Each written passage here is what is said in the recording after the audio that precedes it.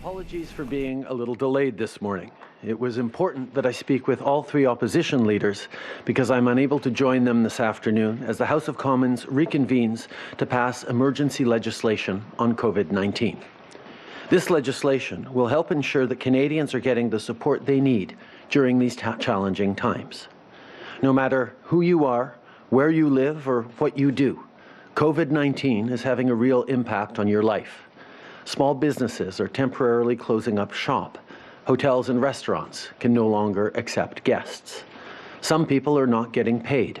Others are worried about their job. Whatever your situation may be, our government is here to help. Passing this bill today means getting you the support you deserve as soon as possible. When you're trying to help get money out to people, speed is of the essence, especially in an unprecedented situation like this one. But I want to make it very clear. I believe in our democratic institutions.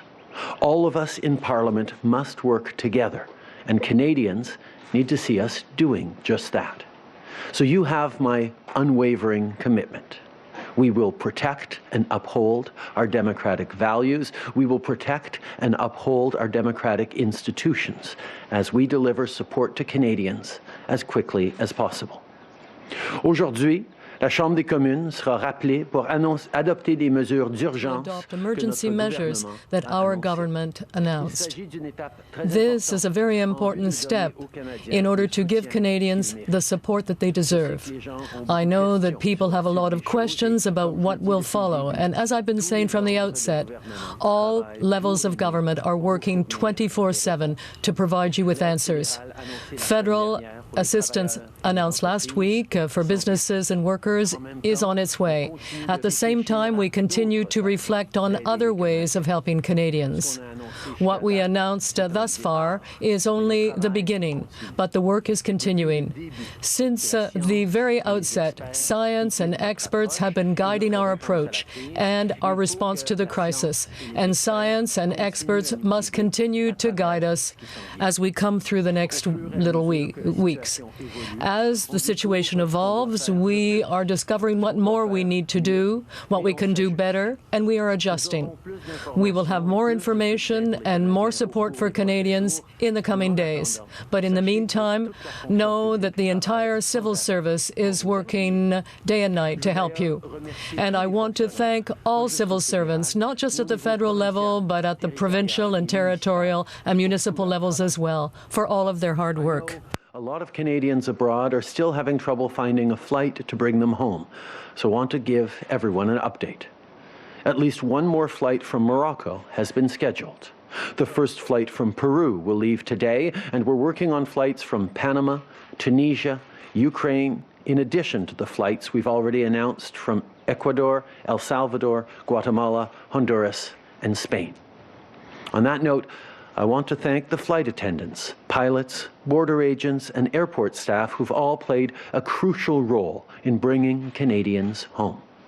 They've been on the front lines of this crisis for weeks, but they continue to show up to work and bring families together. Just this past week, nearly 1 million Canadians traveled home to Canada. This would not have been possible without the people who work at our airports, at the border, and at our ports.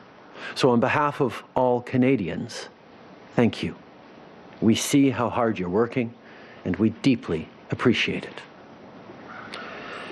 Every day, someone asks me how long these restrictions will be in place, and the truth is, we don't know yet. But here's what we do know. The duration of this crisis will be determined by the choices we make right now, by decisions we take every single day. So if you want things to get back to normal, do your part. Stay home. And if you've just returned from abroad, go straight home from the airport and do not leave for at least 14 days. This is not a suggestion. You cannot pick up groceries or visit your parents or your friends. You need to go home and stay there. If people do not follow these guidelines, we will put much more stringent measures in place. Since the beginning, I have been in constant communication with the First Ministers. We had another call last night, and we agreed that we have to keep collaborating to ensure that all regions have what they need, including testing equipment and medical supplies. We discussed the range of challenges being faced and overcome across the country. We talked about working even more closely together to do more to keep Canadians safe. We also talked about the emergency measures that have been put in place at the provincial and territorial level. The Federal Emergencies Act is a last resort, but as I keep saying, all options are on the table. If people do not comply with expert advice and government guidelines, we will have to take additional steps. Right now, there are people who are still going to work because they have to. Pharmacists, delivery folks, postal workers, custodial staff, truck drivers, and many, many more are keeping the country running. They deserve our thanks for everything they do. But these people are more than just their job. They're somebody's mom or granddad, somebody's best friend or favorite colleague. So please, for them, stay home. And do it for the healthcare workers who we can't afford to lose during the biggest public health crisis our country has ever seen. Because here's the hard truth. If our nurses and doctors have COVID-19, they can't help you. They won't be able to treat you or your loved ones if you get sick. This is serious. The decisions you make have serious consequences, not just on your community, but on the entire country. So do your part. That's how we will keep each other safe. Merci beaucoup tout le monde. Je suis maintenant heureux de prendre vos questions. Now I'm happy to take your questions. Janet Silver, Global News. Prime Minister, you just talked about the need of getting money out the door as quickly as possible. Critics say this still involves a lot of paperwork. So why not send or give every tax filer a check right now? And to that end, last week alone, we had nearly 1 million people, extra people, filing for unemployment insurance. Processing times can be slow. How quickly can they expect their checks as well? We recognize the need to help Canadians directly and quickly. People are worried about affording their groceries, they're worried about paying their rent, they're worried about how they're going to stay safe and keep their families safe when they don't have revenue coming in. That's why we've put forward measures that will get money out to them quickly. We recognize that the demand is massive across the country, and we are working very, very hard to be able to flow money to people very rapidly. But as I've said, nothing is off the table. We are looking at a broad range of measures for supporting vulnerable people, for supporting businesses, small businesses specifically, and giving more help to Canadians, and we will continue to work and roll out those measures as we move forward. Nous reconnaissons que les gens sont inquiets. Recognize that people are worried about how they will be able to pay for their food or pay for their rent, or how they can support their family in these challenging times, particularly if their income is down or their paycheck isn't arriving. So that's why we took measures in order to get that money out to people quickly, to everyone who needs it, and we understand that it is a massive challenge for the government to flow so much money out to people, but it has to be done, and it has to be done quickly. And the measures that will be passed this afternoon will help us to help Canadians. Hi, Prime Minister. Molly Thomas, CTV National News. We're hearing that some doctors and nurses are waiting more than a week to get test results. That obviously skews numbers as to how big of a problem this is, and more importantly, it limits the ability to trace who an infected person came into contact with. So why didn't your government enhance lab capabilities earlier to prevent backlogs here? We have been enhancing lab capabilities. We've been increasing testing by tens of thousands of numbers every single day. But we know that there are also backlogs and challenges, particularly in more remote or more overburdened jurisdictions, to get those test results back quickly. We discussed it with the premiers last night, actually, as well. We are moving to accelerate the processes because testing is not just about giving people peace of mind. It's an essential essential element for the public health response that will keep us all safe. We know that massive testing has been part of the solution in places that have managed to contain or slow the spread of COVID-19. That is why we are investing significantly in increasing both our testing capacity and the speed with which we will be able to respond. We recognize that there are challenges at this time when it comes to screening tests, and we also know that that's particularly the case in more remote areas or overburdened systems. It can take longer to get the results out, and I talked to the premiers about that last evening. It's also why we're taking measures to accelerate the screening process in order that the results can be received more quickly. Every single day, there are tens of thousands more Canadians being tested, but we have to do more, also with respect to getting those results back, because testing someone is not just about getting information that will reassure us or allow us to change our behavior. It's also an essential measure of control of spread of the virus, as we've seen in countries around the world.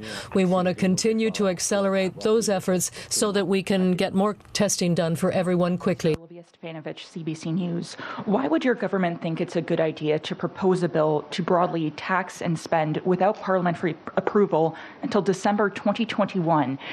Many opposition members say they can't support this overreach. Why would you bring politics into a pandemic? We recognize that this pandemic is moving extremely quickly, and it is an exceptional situation that requires extreme flexibility and rapidity of response by governments to be able to help Canadians and react to a situation that we've seen is moving quickly every single day.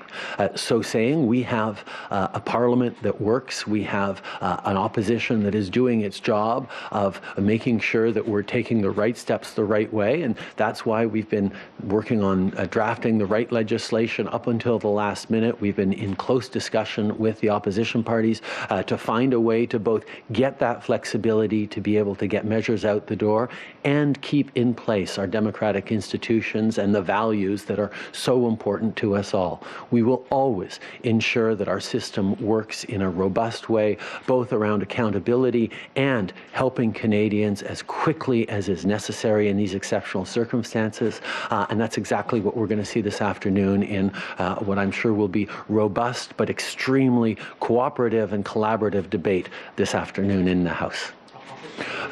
We recognize that the situation we find ourselves in now is unprecedented.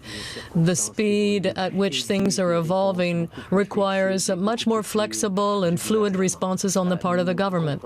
But we also know that Parliament and the opposition parties have a critical role to play in terms of ensuring accountability and in being aware of the measures we're putting forward.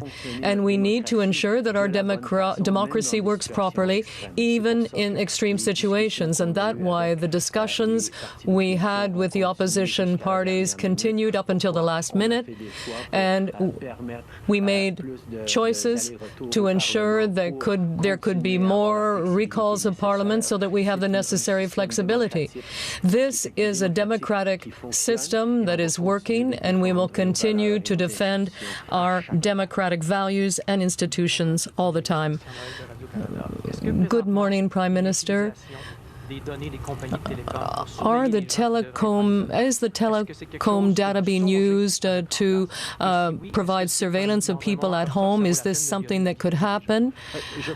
Well, I think we all acknowledge that we're in a situation where people's behavior and choices and the choices we make as a government may be different from what we would do in a situation that is not an emergency. But as far as I know, we are not taking measures such as the ones you referred to. As I know, everything is on the table, but this is not something that we're doing at this point in time, and it is not something that we are contemplating for the days to come. I think we recognize that in an emergency situation, we need to take certain steps that wouldn't be taken in non-emergency situations.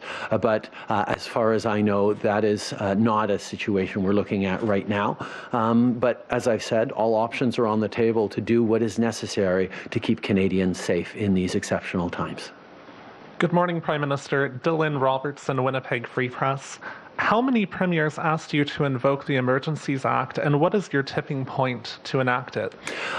We had a good discussion on the Federal Emergencies Act, recognizing that most provinces and territories, if not all, have brought in their own Emergencies Act to be able to deal with this situation. The Federal Emergencies Act is really a step above that would involve powers of coordination, of rearranging logistical supply chains to cover challenges in various parts of the country. It is not something that the premiers largely thought was necessary at this point. Most of them indicated that if it became necessary, they would of course support it, but they didn't feel it was there yet. I impressed upon them the need to further coordinate and provide data on things like how many ventilators they have so that we can make sure that they are going to the areas, maybe not in their province, but next door, that need them the most and ensure a better level of flow of emergency equipment to the places that need it.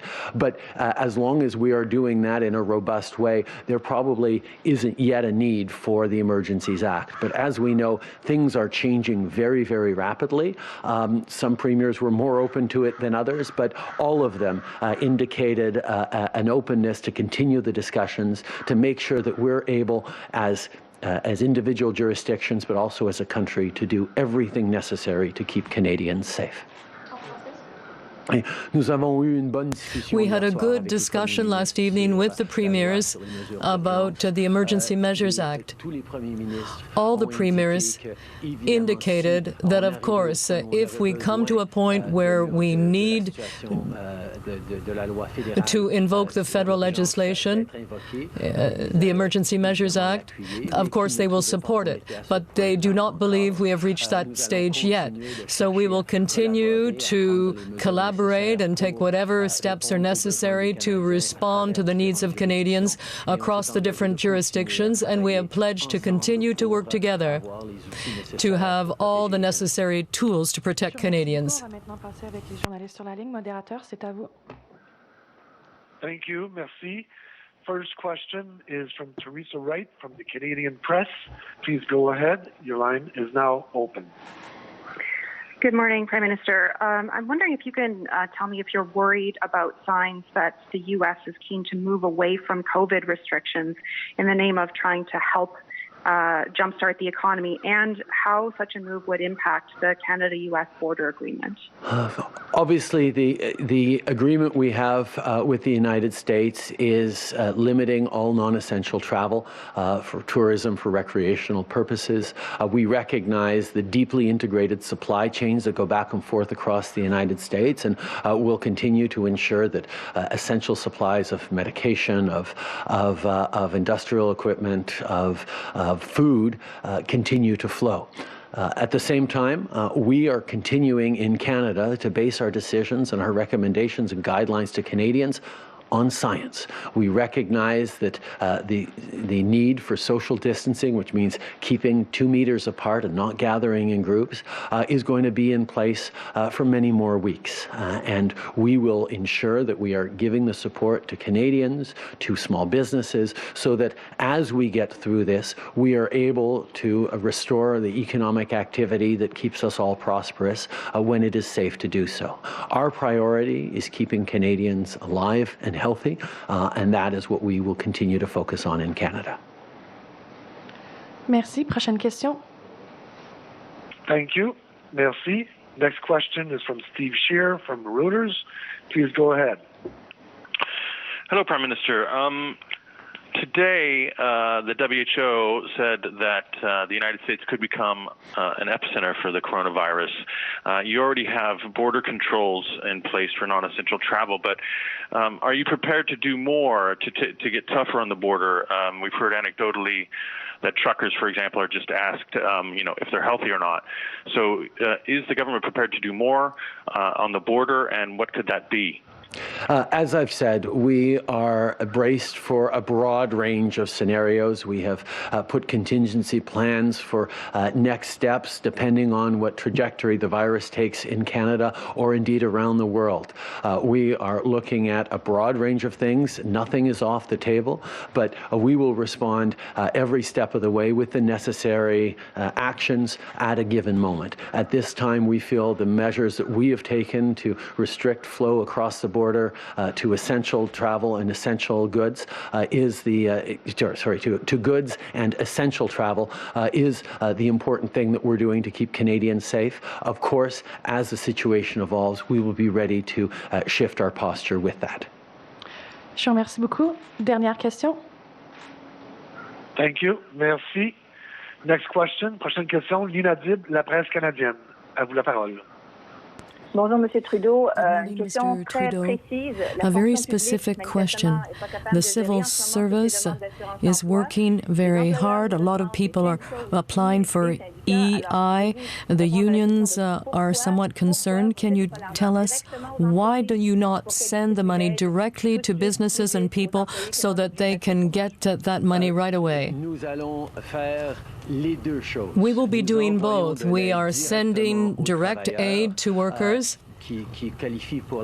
that qualify for EI or don't qualify, and we will also be helping businesses to keep people on their payroll and not have to lay them off. We know that in a situation such as this, there is not a single solution that will work for everyone or for every family. So we need a number of different measures and different ways of getting the necessary help to families, and we will do that in a number of different ways. It's not one or the other. It's all necessary measures at the same time. Merci beaucoup. C'est qu'est-ce qui mettra fin à la conférence de presse. Merci beaucoup tout le monde. Bonne journée.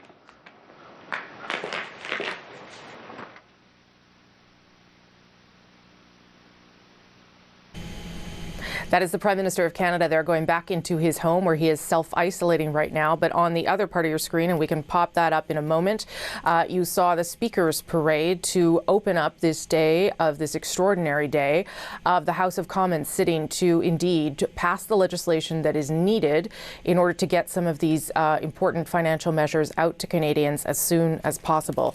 Let me just go quickly. Okay, I'm just going to go very quickly to the Premier of Nova Scotia because he's on the line and I don't want to lose a chance to talk to him before we go inside the House of Commons. Nova Scotia, of course, declared a state of emergency over the weekend. Premier McNeil was watching the Prime Minister, spoke with him last night, and joins me from Halifax. Premier, good to see you. So I understand there was a conversation between premiers and the Prime Minister about the Emergencies Act, and there doesn't seem to be broad consensus that it is needed right now. After you declared that state of emergency, have you seen a shift in behavior in your province? Well, there's no question Nova Scotians are following the advice of the Chief Medical Officer now. The